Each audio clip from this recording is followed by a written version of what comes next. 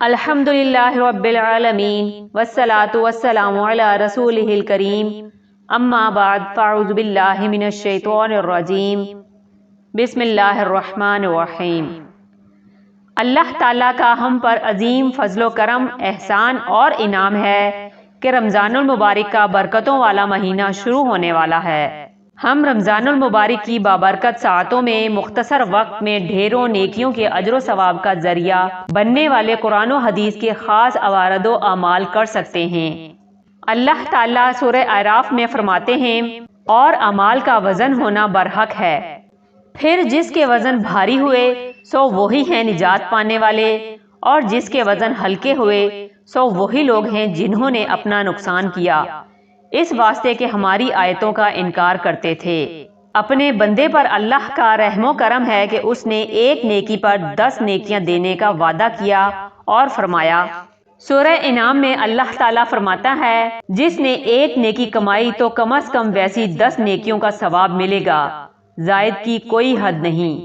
اور فرمایا، اللہ تعالیٰ جس کے لیے جتنا چاہے بڑھا سکتے ہیں، اور جو ایک بدی کا مرتکب ہوا تو ویسی ایک بدی کی جو سزا مقرر ہے اس سے آگے نہ بڑھیں گے، تخفیف کر دیں گے یا بالکل ہی معاف فرما دیں گے، یہ اللہ کو اختیار ہے۔ پھر جہاں وفور رحمت کی یہ کیفیت ہو وہاں ظلم کا کیا امکان ہے۔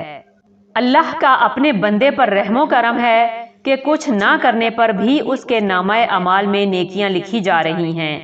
نبی کریم صلی اللہ علیہ وسلم نے فرمایا، پس جو شخص نیکی کا ارادہ کرے اور نیکی نہ بھی کرے تو اللہ اپنے نزدیک ایک مکمل نیکی لکھتا ہے، اور اگر نیکی کا قصد کرے اور پھر نیکی بھی کرے اس کے بدلے اپنے پاس 10 نیکیوں سے لے کر 700 تک بلکہ اس سے بھی زیادہ لکھ دیتا ہے۔ اور جس نے برائی کا قصد کیا اور برائی نہ کی اس پر بھی اپنے پاس ایک نیکی لکھ دیتا ہے، اور اگر قصد کیا اس برائی کا اور اس برائی کو کر گزرا تو 10 برائیاں نہیں بلکہ اس کے بدلے ایک ہی برائی لکھتا ہے۔ اور یہ اللہ کا کرم ہے کہ وہ بندے کے معمولی سے عمل پر نیکیوں کے پہاڑ بنا ڈالتا ہے، اور ایک یا 2 بول بولنے سے ہی راضی ہو جاتا ہے۔ ایک حدیث قدسی میں ارشاد ہے، اللہ تعالیٰ فرماتے ہیں، میں اپنے بندے کے گمان کی روح سے فیصلے کرتا ہوں، یعنی بندہ جس نیت و ارادے سے مجھ سے توقعات وابستہ و پیوستہ رکھے گا میں اس کے مطابق پیش آؤں گا۔ پس نیکیوں میں زیادتی جنت میں جانے کا سبب ہے، اور برائیوں میں زیادتی جہنم میں جانے کا سبب ہے۔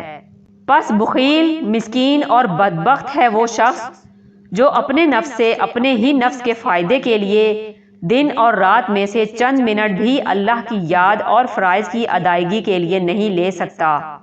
اللہ تعالیٰ ہر انسان کو ایسے نفس کے شر سے محفوظ فرمائے، آمین۔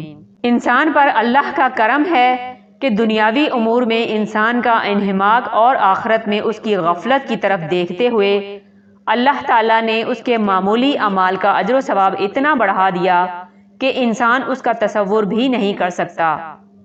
ایک ایک کلمہ اور ایک ایک منٹ کے عمل پر اپنی بخشش اور رحمت کے دریا بہا دیے۔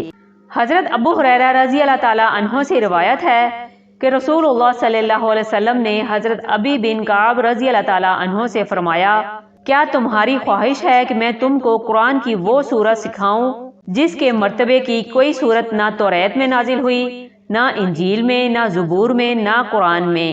حضرت ابی بن کعب رضی اللہ تعالیٰ عنہ نے عرض کیا، ہاں مجھے وہ سورہ بتا دیں۔ آپ صلی اللہ علیہ وسلم نے فرمایا، تم نماز میں قرأت کس طرح کرتے ہو؟ حضرت ابی بن کعب رضی اللہ تعالیٰ عنہ نے آپ صلی اللہ علیہ وسلم کو سورہ فاتحہ پڑھ کر سنائی۔ آپ صلی اللہ علیہ وسلم نے فرمایا، قسم ہے اس ذات پاک کی جس کے قبضے میں میری جان ہے، توریت، انجیل، زبور میں سے کسی میں بھی اور خود قرآن میں بھی اس جیسی کوئی سورت نازل نہیں ہوئی۔ اسے ترمذی نے روایت کیا ہے۔ حضرت ابو درداء رضی اللہ تعالیٰ عنہ سے مروی ہے کہ جو صبح یا شام ان دعاؤں کو 7 مرتبہ پڑھ لے گا اللہ پاک اس کے دنیا اور آخرت کے اہم امور میں کافی یعنی نگہبان ہو جائے گا۔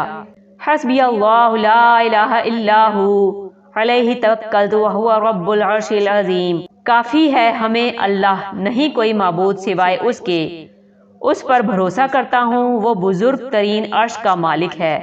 حضرت معقل بن یسار رضی اللہ تعالیٰ عنہ نبی پاک صلی اللہ علیہ وسلم سے نقل فرماتے ہیں کہ جو صبح یا شام کو 3 مرتبہ اعوذ باللہ السمیع العلیم من الشیطان الرجیم اور سورہ حشر کی آخری 3 آیات پڑھے گا تو 70,000 فرشتے اس کے لیے دعائے رحمت کریں گے یہاں تک کہ شام ہو جائے۔